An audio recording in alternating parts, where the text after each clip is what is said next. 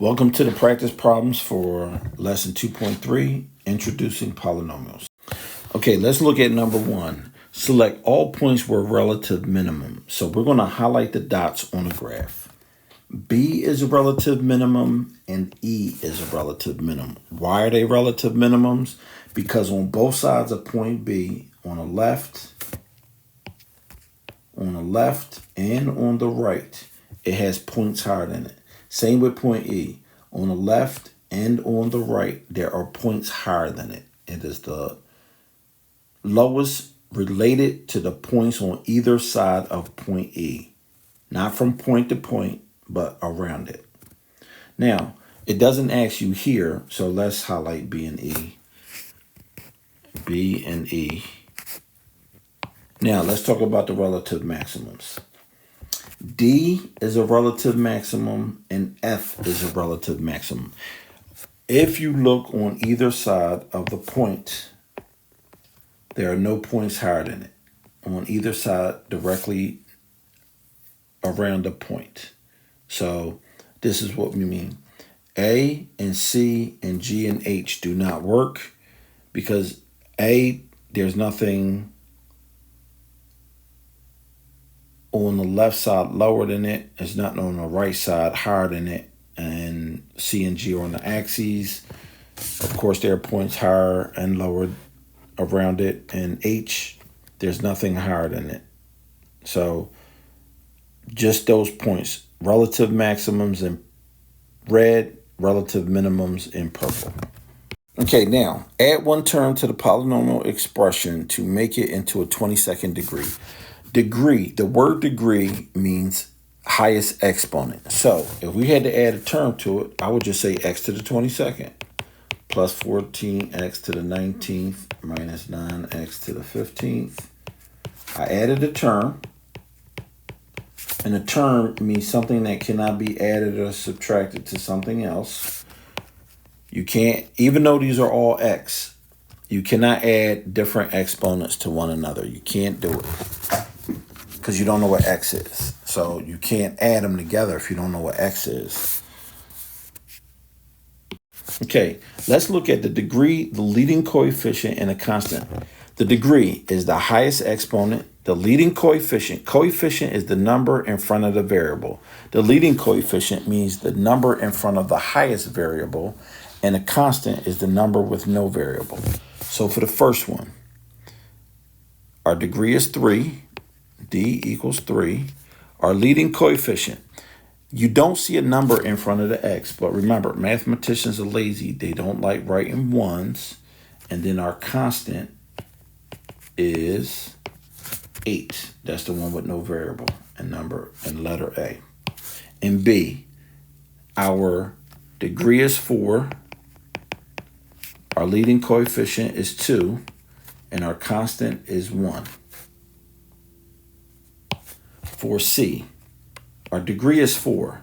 This is not written in proper order, so be careful. Our leading coefficient is 3, and our constant is negative 4.4. Remember, the sign in front of the term goes with the term, so don't just say 4.4. It's negative 4.4. Okay, here we go with another open box problem. So we should be good with this one. We got a 9 by 9 inch square. So we take 9 minus 2x times 9 minus 2x times x. That gives us volume. Because we fold the flap up to make a box out of it. What's the volume when x is 1? So you get 9 times, I'm sorry, people. 9 minus 2x minus 2 times 1. Close the parenthesis. Open another one. 9 minus 2 parenthesis 1. Close it. Times 1. 2 times 1 is 2. 9 minus 2 is 7. So this comes down to 7 times 7, which is 49 inches cubed. Don't forget your units. In a reasonable domain, we set the shortest side equal to 0. We solve for it. X is 4.5. This is our upper domain. Our lowest one is 0. And there you go.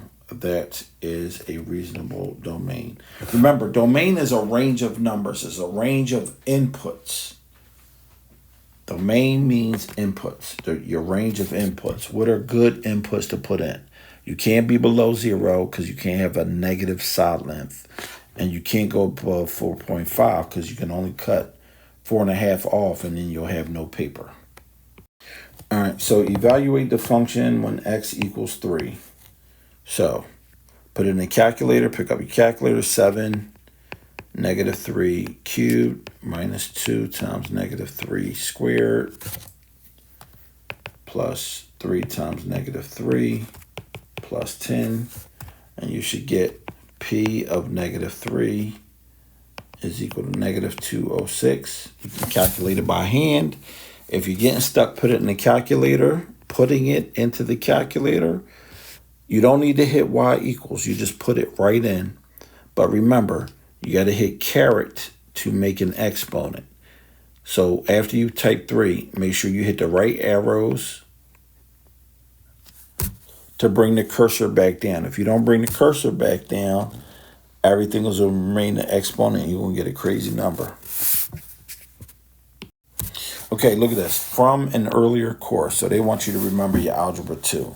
On the same coordinate plane, sketch and label the graph. So we're going to put these in the y equals. X squared minus 8 starts at minus 8. And it goes up just like x squared. It's just like the parent function. Negative x squared points down. Plus 4 means it's up 4. And this one should be just like the other two, but down. On these calculators, remember, the negative button is down at the bottom near the decimal. So 0, and then 1, 2, and 3 are above it. So this is your negative sign. Do not hit subtract. Subtract means subtract.